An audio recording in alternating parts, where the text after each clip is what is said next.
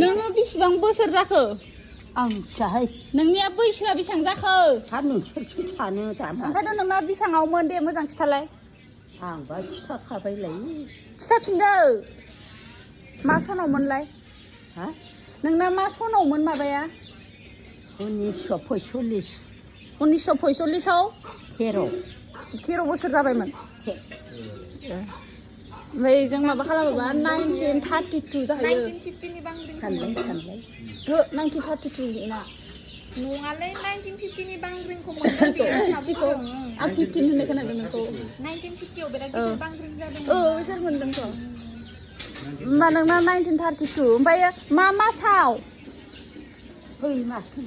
नोङो फेब्रुवारि ना मा होनदोंमोन ना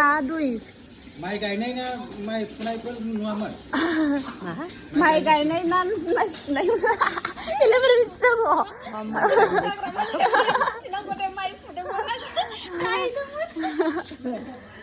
जिखुनु बेना माबा जाहैबाय आरो दा 95 जासिगोन ने बेयो बेखौ गावनि खिथानायखौ लायोबा नोङो 13 बोसोरबा बेसेबां क्लासमोन 13 बोसोर औ LP स्कुल पास जाबायमोन बेखौसो गोसोआव दं आंहा LP स्कुल बारग'नायसो बेयाव समाव 13 जाबायमोन आरो नोङो होमबासो नैबे सरबखौबो बे बोसोरावसो माबादों हाग्रा एवदों सरबखौनो बे मोनसे दिन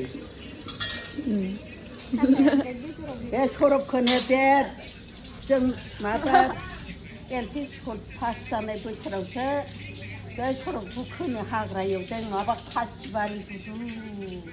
मोसा सालायसै हाब नोङो होमबा 100 बोसोर जानो 5 बोसोरफोरल' 6 बोसोरफोरल'सै माथो मा 100 जासिगोन बेसेबां नोङो माबा जाबाय 95 जासिगोन जाबायना बे बोसोराव माबा मुलिफोरखौ जाबाय था ओमफ्राय 100 बोसोर जाबाय होनबाथाय एकदम बिउटि पार्लार बायदिसिना लाबोनानै 100 बोसोरनि बार्थडे 100 बोसोराव फेब्रुवारि 2 आव 6 बोसोरल' थाबाव जों गामिनि बयनिफ्राय 100 बोसोर जानायाव बार्थडे खालामसै 100 बोसोर खालामगोन आरो 5 बोसोरल'सै 100 जानो होमबाना बार्थडे सेकेन्डआ केकखौ गिदिर खालामगोन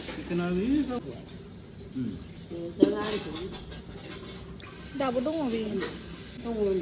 थैयाखै होमबा नों सानैजों दंमोन लानानै देखायोब्रा मालाय गाबलायलायथारगोन बे आरो बे गैला दा थैबाय दा नोंनि लोगोआ बिनिया थैबाय दा दङ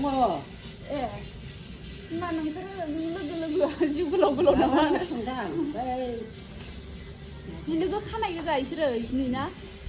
समान बैसोनिनो ना एसे उन्दैसो जागोन नों देरसिन ना बे देरसिन श्रेनिबाबो नों देरसिन जागोन खोमा नोंनि बिलोगो खानाय बे समाव समान आरो जों बिलोगो खादों सोरजोंबा बिलोगो खादों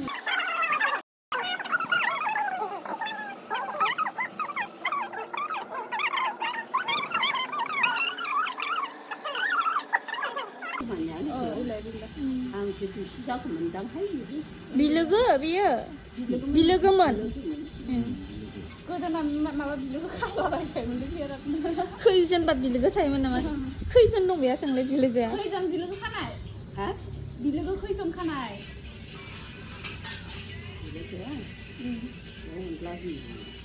अनला बिमायानो फार्स्ट समान बयबो बिलोगो खानो थिनबाय थानाय खाबाय आरो ओमफ्राय माबा